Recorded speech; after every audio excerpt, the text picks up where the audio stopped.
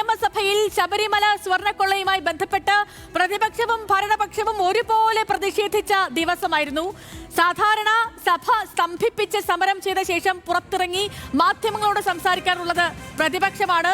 ഇന്ന് പക്ഷേ അവരെ വെട്ടി ആദ്യം മാധ്യമങ്ങളെ കണ്ടത് ഭരണപക്ഷമാണ്. ഇതിൽ കെ ശൈലജയുടെ സാന്നിധ്യമാണ് രാഷ്ട്രീയ നിരീക്ഷകർ ചർച്ചയാക്കുന്നതും. ഹൈ ഫൈവ് വിശദമായി പരിശോധിക്കുന്നു. പ്രതിരോധിക്കാൻ ശൈലജയോ?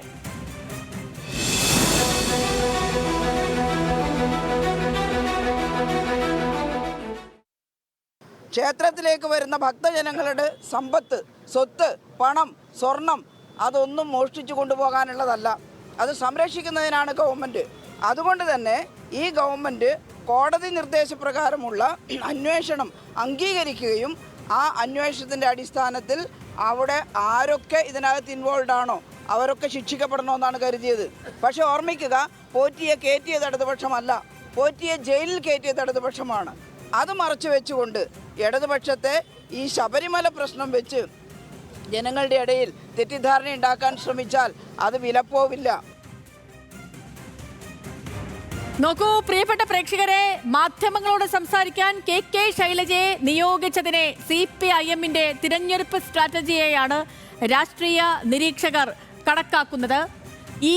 ഇങ്ങനെ ഒരു കണക്കാക്കലിന് കെ ശൈലജയെ സംസാരിക്കാൻ വിട്ടതിന് ഇങ്ങനെ ഒരു കണക്കാക്കൽ വരാനുള്ള കാരണവുമുണ്ട്. ഈ കാരണങ്ങളിൽ പ്രധാനമെന്ന് പറയുന്നത് തിരഞ്ഞെടുപ്പിൽ മുഖ്യമന്ത്രി പിണറായി വിജയൻ തന്നെ മുന്നിൽ നിന്നും നയിക്കുമെന്ന് പാർട്ടി സെക്രട്ടറി അടക്കം പരസ്യമായി പ്രഖ്യാപിക്കുമ്പോഴും കേരളത്തിന്റെ ആദ്യ വനിതാ മുഖ്യമന്ത്രിയായി കെ ശൈലജയുടെ പേര് ഉയർത്തിക്കാട്ടി ഒരു വിഭാഗം ഒരുക്കം ആരംഭിച്ചതിന്റെ സൂചനയായി വേണം ഇന്നത്തെ ഈ സംഭവങ്ങളെ നമ്മൾ കാണാനെന്നാണ് രാഷ്ട്രീയ നിരീക്ഷകർ പറയുന്നത്. CPIMൽ ഇത്തവണ ടേം വ്യവസ്ഥ ഉണ്ടാകില്ലെന്ന് ഏതാണ്ട് ഉറപ്പായ ഒരു സമയത്താണ് കെ ശൈലജയെ ഉയർത്തിക്കാട്ടിയുള്ള ഭരണപക്ഷത്തിന്റെ ഈ നീക്കം എന്നതും ശ്രദ്ധേയമായി തന്നെ നമ്മൾ എടുത്തു പറയണം. ഇപ്പോൾ MV ഗോവിന്ദൻ മത്സരിക്കാത്ത സാഹചര്യത്തിൽ, അതല്ലെങ്കിൽ പിണറായി കൂടി മത്സരിക്കാതിരിക്കുകയും ശൈലജ മത്സരിക്കുകയും ചെയ്താൽ മുഖ്യമന്ത്രി സ്ഥാനാർത്ഥി ആര് എന്നതിന്റെ വേറെ വിശദീകരണം പാർട്ടിക്ക് തൽക്കാലം നൽകേണ്ടി വരില്ല എന്നും CPIM കേന്ദ്രങ്ങൾ കരുതുന്നതായി രാഷ്ട്രീയ നിരീക്ഷകരൊക്കെയും പറയുന്നുണ്ട്. പക്ഷേ പിണറായി വിജയൻ മൂന്നാമത് മത്സരിക്കാനുള്ള സാധ്യത തന്നെയാണ് ഇപ്പോഴും മുന്നിലുള്ളത്. ഇനി ഈ തിരഞ്ഞെടുപ്പിൽ വിജയമാണ് ആത്യന്തികമെങ്കിലും എത്ര ഭൂരിപക്ഷത്തിന് ജയിച്ചു എന്നുള്ളത് അഭിമാന പ്രശ്നമാണ്. നോക്കൂ, കേരള സംസ്ഥാന നിയമസഭാ തിരഞ്ഞെടുപ്പ് ചരിത്രത്തിലെ ഏറ്റവും കൂടുതൽ ഭൂരിപക്ഷത്തിൽ വിജയിച്ചത് CPIMന്റെ കെ ശൈലജയാണ്. നിസ്സംശയം പറയാവുന്ന കാര്യമാണ്. ഇപ്പൊ 2021 തിരഞ്ഞെടുപ്പിൽ 60,963 വോട്ടിന്റെ ഭൂരിപക്ഷത്തിലാണ് കെ ശൈലജ മട്ടന്നൂരിൽ നിന്നും ജയിച്ചു കയറിയത്. അപ്പോ കെ ശൈലജ കേരളത്തിന്റെ മുഖ്യമന്ത്രി സ്ഥാനാർത്ഥിയായി മാറുമോ? മുഖ്യമന്ത്രി സ്ഥാനാർത്ഥിയെ CPIM ഉയർത്തിക്കാട്ടുകയാണോ എന്ന ചോദ്യമാണ് ഇപ്പോൾ ഇവിടെ ഈ പ്രധാനമായും ഉയർന്നു വരുന്ന കാര്യം. നമുക്കിനി ഇതുമായി ബന്ധപ്പെട്ടുള്ള വിശകലനങ്ങളിലേക്ക് പോവുകയാണ്. വിശകലനങ്ങളിലേക്കും ഒപ്പം തന്നെ ഇപ്പൊ കെ ശൈലജയുടെ സ്ഥാനാർത്ഥിത്വവുമായി ബന്ധപ്പെട്ട് കെ ശൈലജ എവിടെ മത്സരിക്കും എന്നതിനെയൊക്കെ ചൊല്ലി ഈ ചർച്ചകളൊക്കെ തുടങ്ങിയിട്ടുണ്ട്. അപ്പം അതുമായി ബന്ധപ്പെട്ടുള്ള വിവരങ്ങളിലേക്കും കൂടി നമുക്ക് പോകണം. നമുക്കിപ്പം വിശകലനങ്ങളുമായി സുജിത് ചന്ദ്രനും അതേപോലെ തന്നെ വിവരങ്ങളുമായി കണ്ണൂരിൽ നിന്ന് നിഖിലും തത്സമയം ചേരും. ആദ്യം വിശകലനങ്ങളിലേക്ക് പോകാം അല്ലേ? ഇപ്പം സുജിത് ചന്ദ്രൻ ഉണ്ട്. സുജിത് ചന്ദ്രൻ, ഗുഡ് ഈവനിങ്. തിരഞ്ഞെടുപ്പിൽ മുഖ്യമന്ത്രി പിണറായി വിജയൻ തന്നെ മുന്നിൽ നിന്നും നയിക്കുമെന്ന് CPMകാർ ഒരൊറ്റ സ്വരത്തിൽ പറയുമ്പോഴും കേരളത്തിന്റെ ആദ്യ വനിതാ മുഖ്യമന്ത്രിയായി കെ ശൈലജയുടെ പേര് ഉയർത്തിക്കാട്ടാനുള്ള ഒരുക്കം ആരംഭിച്ചതിന്റെ സൂചനയായി വേണമോ നമ്മൾ ഇന്നത്തെ ഈ നീക്കത്തെ കരുതാൻ? സുജിത് ചന്ദ്രൻ. സേതു, CPIMന്റെ കാര്യമായതുകൊണ്ട് നമുക്ക് അങ്ങനെ വളരെ പെട്ടെന്നൊരു തീരുമാനത്തിലേക്ക് എത്തുകയോ ഒരു ഗസ് പറയുകയോ സാധ്യമല്ലെങ്കിൽ പോലും ഈ ഒരു രാഷ്ട്രീയ സാഹചര്യങ്ങൾ നോക്കുമ്പോൾ കഴിഞ്ഞ 5 കൊല്ലം നമ്മൾ ഇങ്ങനെ ഒരു സീൻ കണ്ടിട്ടില്ല. അതായത് രണ്ടാം പിണറായി മന്ത്രിസഭയുടെ അവസാന നിയമസഭാ സമ്മേളനത്തിൻ്റെ 2ാം ദിവസം ഇന്ന് കണ്ടത് തീർച്ചയായിട്ടും അപ്രതീക്ഷിതമായ ഒരു രംഗമായിരുന്നു. അതായത് ഉള്ളിൽ ബഹളമുണ്ടാകുന്നു, സഭയിൽ ബഹളമുണ്ടാകുന്നു. സേതു പറഞ്ഞതുപോലെ ആദ്യം പുറത്തേക്ക് വരുന്നത്, ആ വാക്ക് തന്നെ ഉപയോഗിച്ചാൽ പ്രതിപക്ഷത്തെ വെട്ടി ആദ്യം പുറത്തേക്ക് വരുന്നത് ഭരണപക്ഷമാണ്. ഭരണപക്ഷം സഭാ കവാടത്തിൽ വന്ന് സംസാരിക്കുന്ന ഒരു അതിസാധാരണ രംഗമാണ്. ഇതേവരെ കണ്ടിട്ടില്ലാത്ത ഒരു രംഗമാണ് നമ്മൾ കണ്ടത്. സാധാരണ എപ്പോഴെങ്കിലും ഇതേപോലെ പുറത്തേക്ക് വന്നിട്ടുള്ള സമയങ്ങളിലൊക്കെ തന്നെ സംസാരിച്ചിട്ടുള്ളത് ഒന്നുകിൽ സീനിയർ മന്ത്രിമാർ, ഘടകകക്ഷികളുടെയോ CPMൻ്റെയോ അല്ലെങ്കിൽ MV ഗോവിന്ദനെ പോലെയുള്ള സീനിയർ നേതാക്കളൊക്കെയാണ് സംസാരിക്കുക. ഇന്ന് എല്ലാ സഖ്യകക്ഷി നേതാക്കളെയും പിന്നിൽ നിർത്തി കെ ശൈലജ സംസാരിച്ചുവെങ്കിൽ അത് പാർട്ടി തീരുമാനം തന്നെയാണ്. വളരെ വളരെ വിശദമായി മുന്നണിയെക്കുറിച്ച്, പാർട്ടി നയത്തെക്കുറിച്ച്, അതേപോലെ ഈ കഴിഞ്ഞ നയപ്രഖ്യാപന പ്രസംഗം തിരുത്തിയതിനെക്കുറിച്ചൊക്കെ അടക്കം മുന്നണിയുടെ നയം ആദ്യമായി കെ ശൈലജ വിശദീകരിക്കുമ്പോൾ അതിൽ തീർച്ചയായിട്ടും ഒന്നുകിൽ ഒരു രണ്ടാമത് ഓപ്ഷൻ എന്ന നിലയിൽ കെ ശൈലജയെ മുന്നിലേക്ക് ഒരു നിമിഷം ഒരു പ്രത്യേക സാഹചര്യത്തിൽ CPIM കയറ്റി നിർത്തിയേക്കാം. അതല്ല എങ്കിൽ പിണറായി വിജയനൊപ്പം ഫസ്റ്റ് ലെഫ്റ്റനൻ്റായി ഒരുപക്ഷെ തുല്യമായ ഒരു മുഖമായി തന്നെ ഈ തെരഞ്ഞെടുപ്പിനെ നേരിടാൻ കെ ശൈലജ ഉണ്ടാവാം. ഒരുപക്ഷെ സേതു ഇപ്പോൾ പറഞ്ഞതുപോലെ മട്ടന്നൂരിൽ 60,000 പരം വോട്ടിനാണ് കെ ശൈലജ കഴിഞ്ഞ തവണ ജയിച്ചത്. പക്ഷേ അവർക്ക് മന്ത്രിസ്ഥാനം കഴിഞ്ഞ തവണ നൽകിയില്ല. അത് CPMൻ്റെ നയത്തിൻ്റെ ഭാഗമായിരുന്നു കഴിഞ്ഞ തവണ മന്ത്രിയായിരുന്നവരെ മാറ്റി നിർത്താൻ. ആ സമയത്ത് വലിയ പ്രതിഷേധവും അല്ലെങ്കിൽ നീരസവും പൊതുജനങ്ങളിൽ നിന്ന് CPMൽ നിന്ന് പുറത്തുനിന്ന് പോലും ഉയർന്നിരുന്നു. രണ്ടാമതൊരു കാര്യം നമ്മൾ ശ്രദ്ധിക്കണം. അതായത് ഇന്നത്തെ നിയമസഭാ സമ്മേളനത്തിൽ പ്രധാനമായും ഭരണപക്ഷത്തെ പ്രതിരോധിച്ചത് ഉള്ളിലും പുറത്തും ഒന്ന് വി ശിവൻകുട്ടിയും അതേപോലെ രണ്ട് കെ ശൈലജയുമായിരുന്നു. രാഷ്ട്രീയ ഭേദമന്യേ, കക്ഷി രാഷ്ട്രീയ ഭേദമന്യേ ഈ നിയമസഭയിലെ ഭരണകക്ഷിയുടെ അസംബ്ലി പാർട്ടിയിൽ ഏറ്റവും വലിയ ഇമേജുള്ള രണ്ട് നേതാക്കൾ ഇവർ രണ്ടുപേരുമായിരിക്കും. അതിലൂടെയും CPIM നൽകുന്ന സന്ദേശമുണ്ട്. ഒന്ന്, പ്രത്യേകിച്ചും സ്വർണ്ണക്കൊള്ള വിഷയം വലുതായി പ്രതിപക്ഷം പ്രശ്നവൽക്കരിക്കുമ്പോൾ തിരിച്ച് ആക്രമിക്കൽ തന്നെയാണ് ഏറ്റവും വലിയ പ്രതിരോധമെന്ന് CPIM കണക്കാക്കുന്നു. അതിന് ഏറ്റവും ഇമേജുള്ള നേതാക്കളെ തന്നെ മുന്നിൽ നിർത്തുന്നു. അതായത് വി ശിവൻകുട്ടി സത്യത്തിൽ ഇന്ന് അദ്ദേഹത്തിൻ്റെ ഒരു ശാരീരിക രോഗാവസ്ഥയുടെ പരിമിതികളൊക്കെ കടന്ന് ആഞ്ഞടിക്കുകയായിരുന്നു പഴയ അതേ പ്രഭാവത്തിൽ. അതോടൊപ്പം പുറത്ത് അസാധാരണമായി ഇന്ന് മറ്റു നേതാക്കളെ മറികടന്നുകൊണ്ട് ശൈലജയും വരുന്നു. രണ്ടാമത്തെ കാര്യം, ടേം വ്യവസ്ഥ ഇത്തവണ മാറ്റിവെക്കുന്നു എന്നാണ് പറയുന്നത്.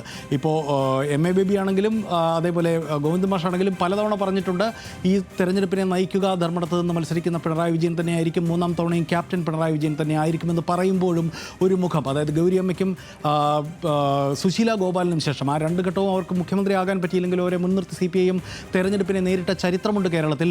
ഒരു പക്ഷേ ഏതുവിധവും മൂന്നാം ഭരണം നേടിയെടുക്കുക എന്നൊരു ലക്ഷ്യം CPIMനുണ്ട്. ഒരു പക്ഷേ കെ ശൈലജയെ പ്രധാന മുഖമായി മുന്നോട്ട് നിർത്തിയാൽ അതിൽ അത്ഭുതപ്പെടാനില്ല എന്ന് വേണം നമുക്കിപ്പോൾ കരുതാൻ.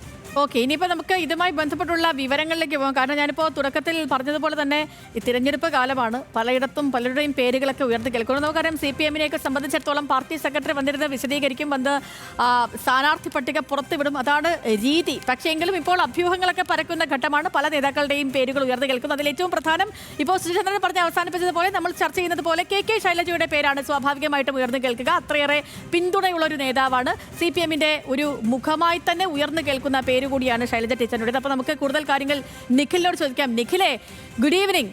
ഈ കെ ശൈലജയുടെ പേര് ഒരിടത്തുനിന്നല്ല ഒന്ന് രണ്ടിടങ്ങളിൽ കേൾക്കുന്നുണ്ട്. പ്രത്യേകിച്ച് ഈ പേരാവൂരും ഉദുമയിലും ഒക്കെയും കേൾക്കുന്നുണ്ട്. പേരാവൂരിനെ സംബന്ധിച്ചിടത്തോളം 2006 മത്സരിച്ചു, വിജയിച്ചു. 2011 വരുമ്പോൾ വീണ്ടും പരാജയമാണ്.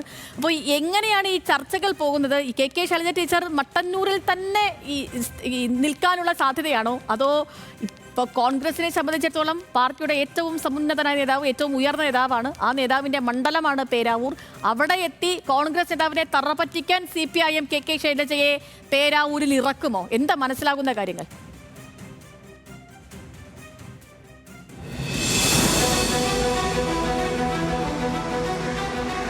ശൈലജ ടീച്ചർ തന്നെ നൽകിയിട്ടുണ്ട് എന്നതാണ് ഏറ്റവും ശ്രദ്ധേയമായ അല്ലെങ്കിൽ രസകരമായ ഒരു കാര്യം. ടീച്ചർ തന്നെ പറഞ്ഞത് അങ്ങനെ പലരുടെയും പേര് പലയിടത്തും പറയുന്നുണ്ടല്ലോ, പ്രചരിക്കുന്നുണ്ടല്ലോ എന്നുള്ളതാണ്. പക്ഷേ ഈ സേതു പറഞ്ഞ കാര്യം, പേരാവൂരിലേക്ക് ടീച്ചർ അത്തരത്തിൽ മത്സരിക്കാൻ പോകാനുള്ള ഒരു സാധ്യത നേരത്തെ ആദ്യഘട്ടത്തിൽ ചർച്ചകളിൽ ഉണ്ടായിരുന്നു.